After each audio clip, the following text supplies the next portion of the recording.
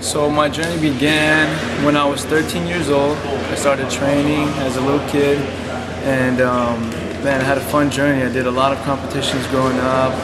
I did a lot of amateur fights growing up, and my current rank is I'm a black belt in the Gracies and a UFC fighter, or a fighter for the UFC.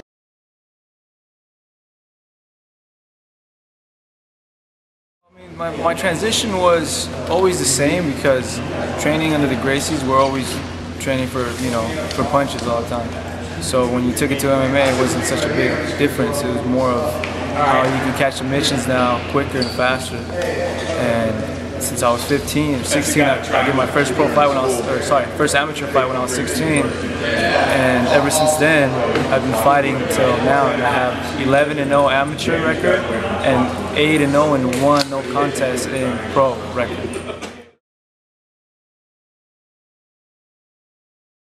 Ooh, that was the best thing that could ever happen to me. I was 16 years old. We had a kid who was autistic, and they told me to teach him. And that was my first private student. So I started teaching him. I had him as my private student, and I was working with him, helping him out. And then I started working with the other kids in the big kids class just as an assistant. And from assistant, came from kids to adult assistants. And then when I was teaching adults, or assisting teaching adults, I then started leading the kids. And when I started leading the kids class, it came to a point that I started leading the adult classes.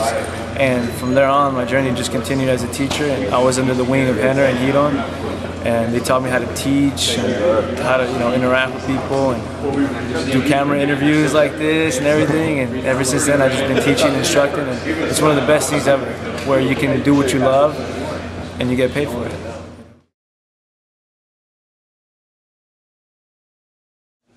In my MMA career, I'm at a point where I'm just starting with the UFC. I fought in there already one time. I had a little glitch, and now I'm back, and I'll be fighting June 6th against Thiago Tavares.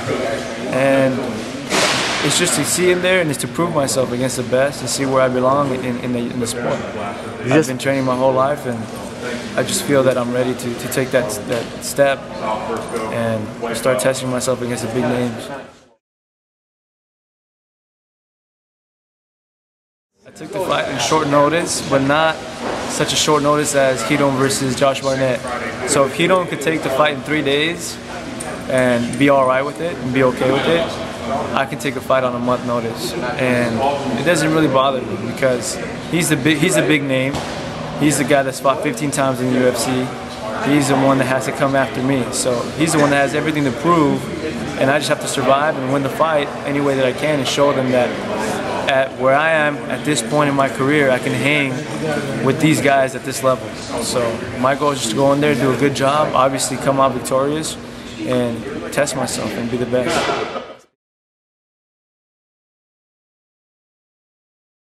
I think he'll do all right.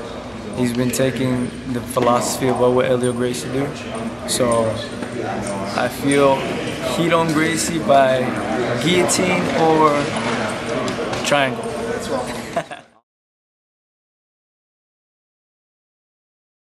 My message would be don't stress out about if you're getting better or not, or the techniques that you're learning, if you're learning too much, too soon.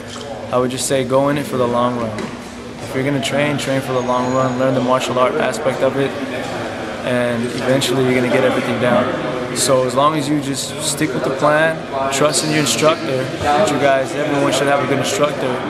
Obviously Leesburg, under you guys, under Marco has a good instructor, and just keep going. Trust in your instructor, believe in yourself, and just keep going. And eventually you'll see yourself getting better. And if you don't see yourself getting better, let's hang out, I'll choke you out, and I'll make you better.